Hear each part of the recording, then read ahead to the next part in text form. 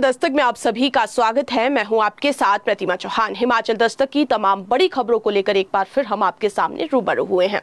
मुख्यमंत्री सुखविंदर सिंह सुक्खू इन दिनों चंबा दौरे पर है। मुख्यमंत्री ने आज पंडित जवाहरलाल नेहरू राजकीय चिकित्सा महाविद्यालय और अस्पताल चंबा के 158 करोड़ रुपए की लागत से निर्मित 200 बिस्तरों वाले भवन का लोकार्पण किया और इसके अतिरिक्त उन्होंने 14.11 करोड़ रुपए की लागत से शाहपुर सिहुता चुवाड़ी चंबा सड़क, 13.65 करोड़ रुपए की लागत से परेल से कोहलड़ी सड़क और 11.53 करोड़ रुपए की लागत से परेल मार्ग से चंबा बनीखेत सड़क, 6.85 करोड़ रुपए की लागत से लुड्डू से घरमाड़ी सड़क और 5.78 करोड़ रुपए की लागत से सराहन रान सड़क, 5.68 करोड़ रुपए की लागत से भनेरा देवी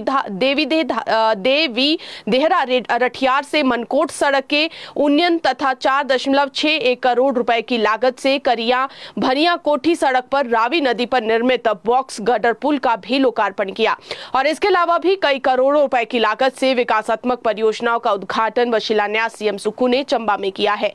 इसके अलावा मुख्यमंत्री ने आज चंबा चिकित्सा महाविद्यालय के फैकल्टी सदस्यों और विद्यार्थियों के साथ संवाद किया। इस संवाद सत्र में उन्होंने क्षेत्र में स्वास्थ्य सेवाओं को और अधिक सुदृढ़ बनाने के संबंध में उनसे विचार विमर्श भी किया। इस अवसर पर मुख्यमंत्री ने कहा कि चंबा चिकित्सा महाविद्यालय में फैकल्टी को मजबूत करने के लिए नियमों में आवश्यक छूट प्रदान की जाएगी। उन्होंने चिकित्सा महाविद्यालय में नई एक्सरे मशीन, अत्याधुनिक लेप्रोस्कोपिक उपकरण, सीटी स्कैन मशीन और एम्स नई दिल्ली की तर्ज पर अत्याधुनिक तकनीक से युक्त 3 टेस्ला एमआरआई मशीन स्थापित करने की भी घोषणा की। मुख्यमंत्री ने अधिकारियों को चिकित्सा महाविद्यालय में 20 आईसीयू बेड स्थापित करने के लिए जल्द प्रस्ताव तैयार कर सरकार को भेजने के आदेश दिए ताकि आवश्यक कार्यवाही समय पर शुरू की जा सके। उन्होंने कहा कि महाविद्यालयों में फैकल्टी के सुदृढ़ीकरण के उपरांत संस्थान में रोबोटिक सर्जरी की सुविधा शुरू करने की संभावनाओं को तलाशा जाएगा। मुख्यमंत्री ने अगले 10 दिनों के भीतर चंबा चिकित्सा महाविद्यालय में 40 स्टाफ नर्सों की तैनाती की भी घोषणा की। इसके अतिरिक्त रेडियोग्राफर तथा अन्य तकनीक कर्मचारियों को भी नियुक्त किया जाएगा ताकि मरीजों को बेहतर स्वास्थ्य सेवाएं सुचारू एवं प्रभावी ढंग से मिल सके। सीएम ने कहा कि राज्य सरकार चिकित्सकों को विदेश एक्सपोजर विजिट पर भेजने पर भी विचार कर रही है और इस संबंध में एक नीति तैयार की जा रही है।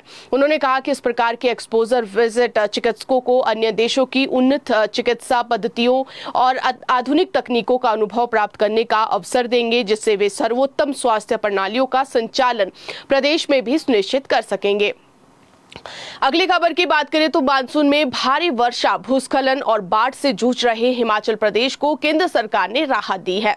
केंद्रीय गृह एवं सहकारिता मंत्री अमित शाह ने राज्य आपदा प्रतिक्रिया निधि के यानी कि एसडीआरएफ के केंद्रीय अंश से 193.95 करोड़ रुपए की अग्रिम दूसरी किश्त जारी करने को मंजूरी दी है। ये राशि प्रदेश में राहत, बचाव और पुनर्वास कार्यों को तेज करने के लिए उपलब्ध करवाई जाएगी। केंद्र सरकार ने शनिवार को बाढ़ प्रभावित 7 राज्यों के लिए 2,117.85 करोड़ रुपए की अग्रिम सहायता मंजूर की है। गृह मंत्रालय ने कहा कि प्रधानमंत्री नरेंद्र मोदी के नेतृत्व में केंद्र सरकार प्रभावित राज्यों को हर संभव सहायता देने के लिए प्रतिबद्ध है। पूरे मानसून के दौरान स्थिति पर लगातार नजर रखी जा रही है। हिमाचल को वित्त वर्ष 2026-27 को एसडीआरएफ की पहली किश्त पहले ही जारी की जा चुकी है और अब लगातार प्राकृतिक आपदाओं और राहत कार्यों की बढ़ती जरूरत को देख केंद्र ने दूसरी किश्त भी अग्रिम जारी कर दी है। इससे सड़क, पेयजल, बिजली और अन्य सार्वजनिक सुविधाओं की बहाली के साथ प्रभावित परिवारों को राहत पहुंचाने के कार्यों में तेजी आने की उम्मीद है। गृह मंत्रालय के अनुसार केंद्र सरकार ने जरूरत के अनुसार राष्ट्रीय आपदा प्रतिक्रिया एनडीआरएफ की टीमों की पूर्व तैनाती, रक्षा मंत्रालय के माध्यम से आवश्यक लॉजिस्टिक सहायता और प्रभावित राज्यों के साथ लगातार समन्वय बनाए रखा है और अन्य राज्यों में नुकसान के आकलन के लिए अंतर मंत्रालय केंद्र दल भी भेजे गए हैं। अगली खबर की बात करें तो कल शिमला में शिक्षा विभाग की बड़ी बैठक होने वाली है और इस बैठक में शिक्षा मंत्री 12 जिलों के जिला उपनिदेशकों से हर जिले के स्कूल का ब्यौरा लेंगे। इसमें विदाउट शिक्षक चल रहे स्कूल से लेकर छात्र एनरोलमेंट व अन्य शैक्षणिक मुद्दों पर रिपोर्ट ली जाएगी। बड़ी बात यह है कि इस बैठक में बड़े लेवल पर होने वाले शिक्षक ट्रांसफर को लेकर भी जिला उपनिदेशकों से सुझाव लिया जाएगा। ये बैठक स्कूल शिक्षा निदेशालय के कॉन्फ्रेंस हॉल में सुबह 10:30 बजे शुरू होगी। जिसमें प्रदेश के सभी जिला उपनिदेशक, माध्यमिक, प्रारंभिक और क्वालिटी विंग भी भाग लेंगे। शिक्षा निदेशालय द्वारा जारी आदेशों के अनुसार बैठक में प्रदेश की शिक्षा व्यवस्था से जुड़े 12 महत्वपूर्ण मुद्दों पर विस्तार से समीक्षा की जाएगी। बैठक में प्रदेश के बिना शिक्षक और एकल शिक्षक वाले स्कूलों की वास्तविक स्थिति की समीक्षा होगी और इसके अलावा टीजीटी, मेडिकल, नॉन मेडिकल और प्रवक्ताओं के खाली पदों का जिलावार ब्यौरा भी लिया जाएगा, जिससे शिक्षकों की कमी दूर करने की दिशा में आगे की रणनीति तय की जा सके। इसके अलावा बैठक में विद्यार्थियों और शिक्षकों की डिजिटल अटेंडेंस प्रणाली, स्कूल से बाहर रह रहे बच्चों को दोबारा शिक्षा से जोड़ने की योजना, श्रीनिवास रामानुजन स्टूडेंट डिजिटल योजना के लाभार्थियों के बैंक खातों की स्थिति और यूनिफॉर्म सब्सिडी की डीबीटी व्यवस्था की भी समीक्षा की जाएगी। शिक्षा विभाग की बैठक में 27 फरवरी की पिछली बैठक में लिए गए फैसलों की समीक्षा भी इस बैठक में होनी है और बिना शिक्षक और एकल शिक्षक वाले स्कूलों की स्थिति, स्कूल से बाहर बच्चों को मुख्य धारा में लाने की प्रगति और केंद्रीय विद्यालयों की स्थिति, बैठक में वर्चुअल कक्षाओं के लिए स्कूल ट्विनिंग योजना, टीजीटी, मेडिकल, नॉन मेडिकल और प्रवक्ताओं के खाली पद और यूनिफॉर्म सब्सिडी की डीबीटी अध्यक्ष की अनुमति से अन्य विषय शुरू करने पर भी बैठक में मंथन होगा।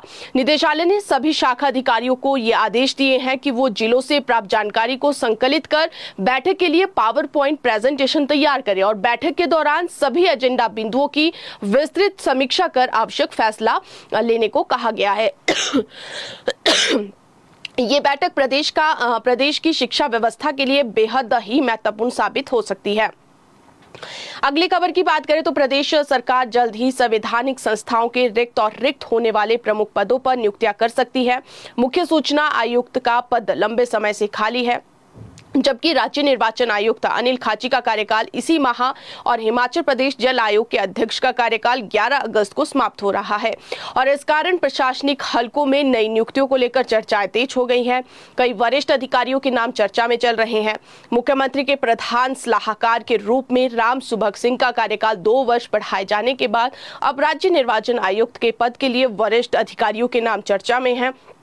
सूत्रों के अनुसार हिमाचल प्रदेश राज्य विद्युत बोर्ड के अध्यक्ष प्रबोध सक्सेना को इस पद की जिम्मेवारी मिल सकती है। उधर मुख्य सूचना आयुक्त के लंबे समय से रिक्त पद को भरने की प्रक्रिया भी अंतिम चरण में बताई जा रही है। सूत्रों के अनुसार सरकार इस बार पात्रता की सभी शर्तें पूरी करने वाले किसी गैर आईएएस अधिकारी को ये जिम्मेवारी सौंपने पर विचार कर रही है।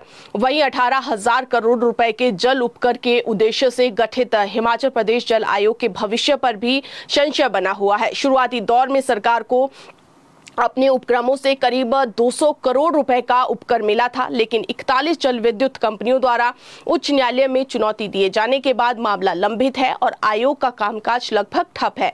ऐसे में 11 अगस्त को अध्यक्ष का कार्यकाल समाप्त होने के बाद आयोग की अवधि आगे न बढ़ाकर इसे निष्क्रिय ही छोड़ा जा सकता है।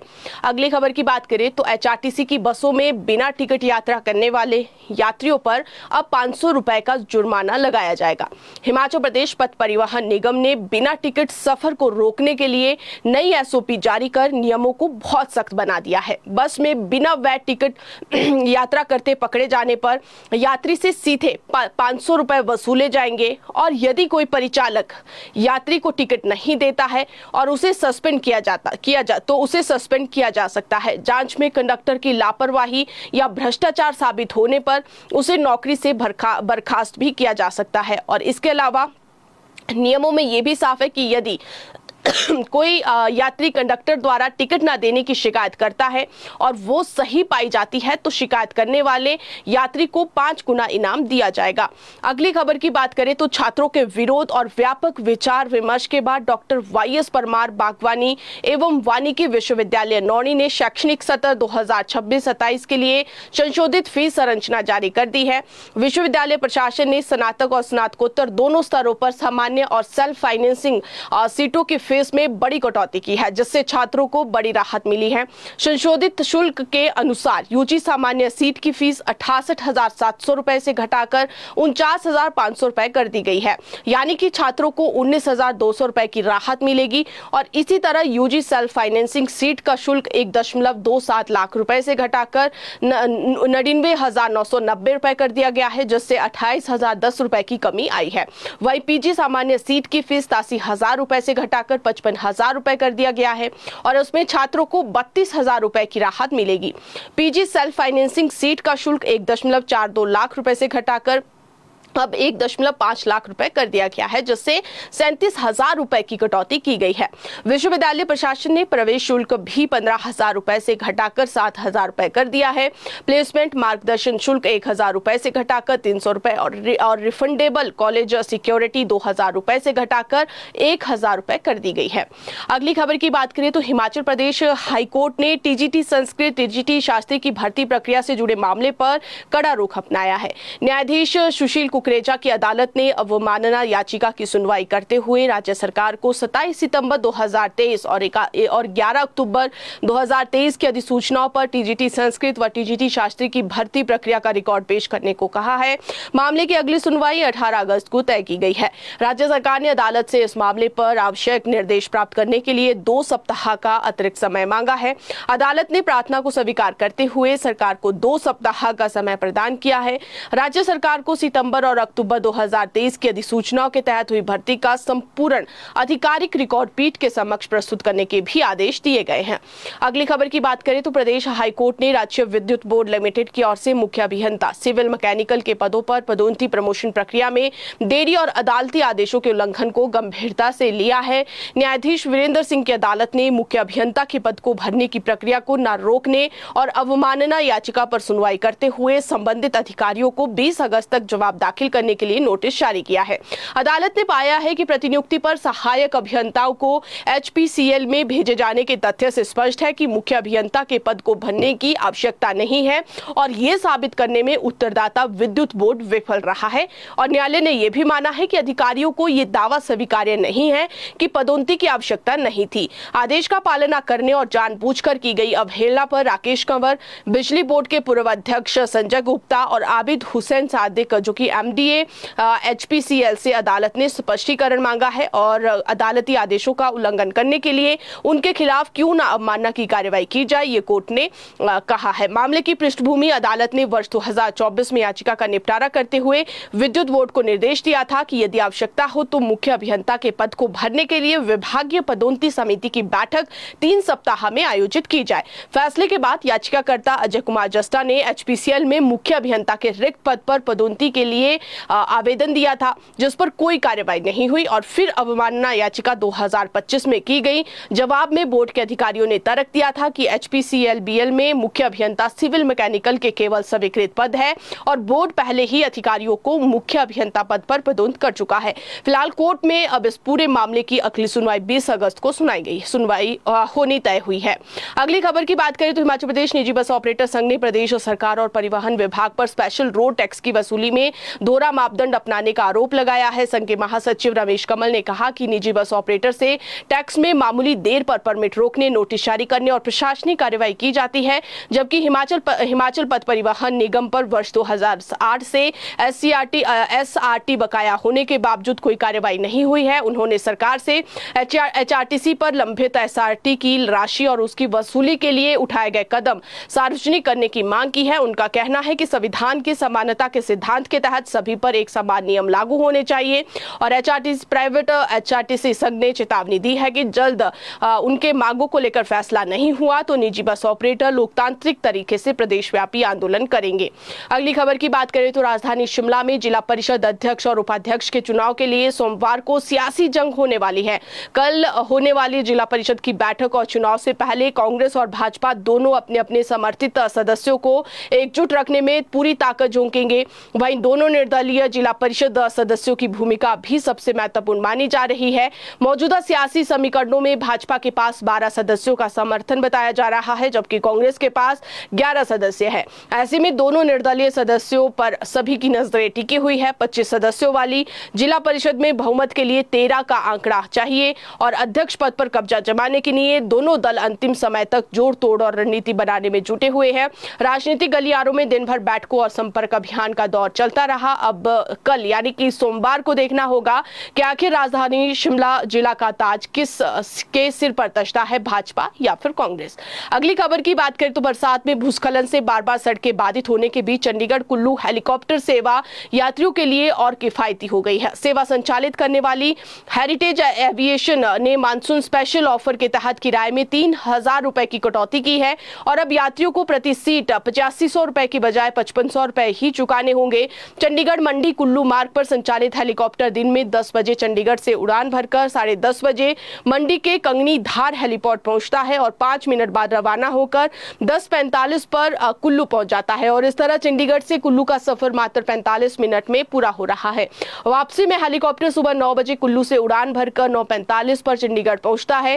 पर्यटन कारोबार से जुड़े लोगों का मानना है कि मानसून के दौरान सड़क प्रभावित होने की स्थिति में ये सेवा कुल्लू मनाली आने वाले पर्यटकों के लिए बेहतर विकल्प साबित होगा और पर्यटन उद्योग को भी नई नीति मिलेगी।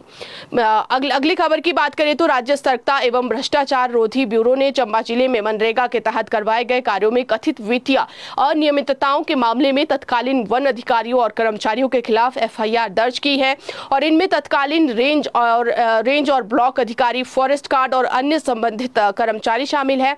आरोप है कि सरकारी रिकॉर्ड में फर्जी कार्य और सामग्री दर्शाकर करीब 55 लाख रुपए के सरकारी धन का गबन और दुरुपयोग किया गया। आरोपियों पर बीएनएस की धाराओं 409, 420, 467, 468, 471 व 120 बी और भ्रष्टाचार निवारण अधिनियम 1988 की धारा सहपठित के तहत एफआईआर दर्ज की गई है। विजिलेंस ब्यूरो रिकॉर्ड भुगतान प्रक्रिया और संबंधित अधिकारियों की भूमिका की गहन पड़ताल की जा रही है और ये मामला वर्ष 2022 में प्राप्त 2 शिकायतों की जांच के बाद सामने आया था और शिकायतें पूर्व जिला परिषद सदस्य करमचंद ठाकुर और अन्य ग्रामीणों ने दी थी। प्रारंभिक शिकायत वर्ष 2019 की थी जिसमें भारी बर्फबारी के बाद देवदार के पेड़ों के कथित अवैध कटान और मनरेगा कार्यों में अनियमितताओं के आरोप लगाए गए थे। मनरेगा से जुड़े आरोपों की जांच के लिए उपायुक्त चंबा ने मामला जिला ग्रामीण विकास अभिकरण यानी कि डीआरडीए को भेजा। डीआरडीए की ओर से गठित तकनीकी समिति ने वन परिक्षेत्र तीसा, मसरूंड और टिकरीगढ़ में मनरेगा के तहत करवाए गए 41 कार्यों का निरीक्षण किया और इनमें से 32 में गंभीर तकनीकी और वित्तीय अनियमितताएं पाई गई। रिपोर्ट के अनुसार कई कार्यों में सामग्री मद में भुगतान तो दर्शाया गया लेकिन मौके पर वो सामग्री या तो वो उपयोग में नहीं लाई गई या वास्तविक कार्य रिकॉर्ड में दर्शाए गए काम से काफी कम किया गया। तीसा रेंज के CO land development work at Guadi second में सामग्री मद में 1.96 लाख रुपए खर्च दिखाए गए जबकि पुनर्मूल्यांकन में सामग्री का उपयोग शून्य पाया गया।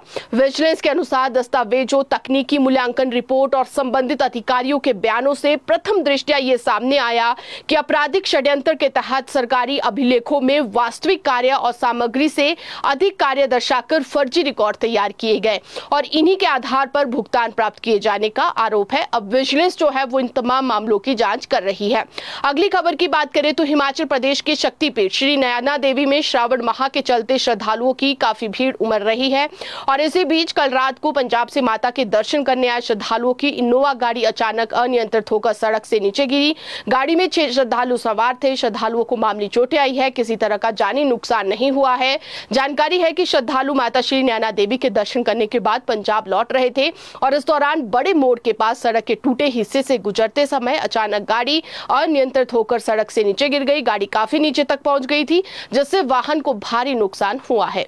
अगली खबर की बात करें तो हिमाचल प्रदेश के जिला चंबा स्थित मेडिकल कॉलेज और अस्पताल में समय पर उपचार न मिलने के कारण एक व्यक्ति की मौत हो गई।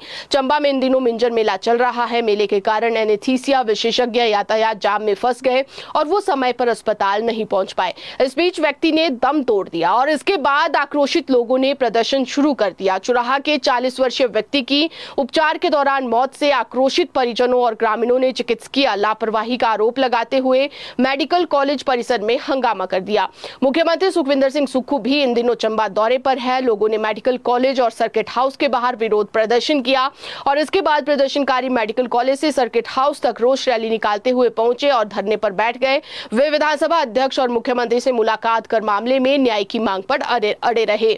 उधर मेडिकल कॉलेज के प्राचार्य डॉक्टर पंकज गुप्ता ने कहा कि मरीज के पहुंचते ही आपातकालीन कक्ष में हड्डी रोग विशेषज्ञ और सर्जरी विशेषज्ञ ने जांच की थी। एनेस्थीसिया विशेषज्ञ जाम में फंस गए थे लेकिन उन्होंने वाहन छोड़कर पैदल अस्पताल पहुंचने का प्रयास किया। कॉलेज प्रिंसिपल ने कहा कि मामले की गंभीरता को देखते हुए जांच के आदेश दे दिए गए हैं। अगली खबर की बात करें तो प्रदेश के जिला चंबा में रविवार सुबह एक बस नदी में गिरने से बाल बाल बची। चंबा बतौड़ मार्ग पर बड़ा हादसा होते होते टल गया। दुनाली बस स्टैंड पर खड़ी ठाकुर बस सर्विस की एक गाड़ी बिना किसी चालक के अचानक खुद ही आगे खिसकने लगी और सड़क के किनारे नदी की तरफ हवा में लटक गई। सुखद बात यह रही कि हादसे के वक्त बस में कोई भी यात्री मौजूद नहीं था, जिससे एक बड़ा जानी नुकसान बच गया।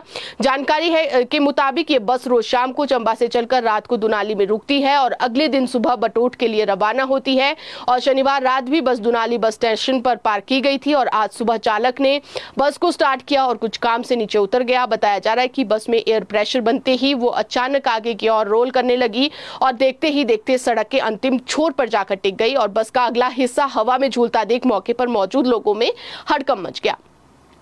अगली खबर की बात करें तो प्रदेश की छोटी काशी के नाम से विख्यात मंडी में रविवार सुबह भूकंप के झटके से हिल गई। हल्का भूकंप होने के कारण जान माल के नुकसान की कोई खबर नहीं है।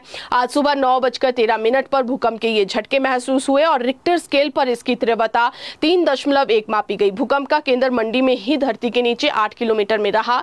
भूकंप के झटके महसूस होते ही लोग घबराकर घरों से बाहर निकल गए और रविवार होने के कारण कुछ लोग अभी बिस्तर में ही आराम कर रहे थे, लेकिन झटकों का एहसास होने पर तुरंत बाहर की और खुले स्थानों की तरफ दौड़े और कुछ समय बाद खुली जगह रुकने पर राहत की सांस ली और इसके बाद लोग अपने घरों में ही लौट गए।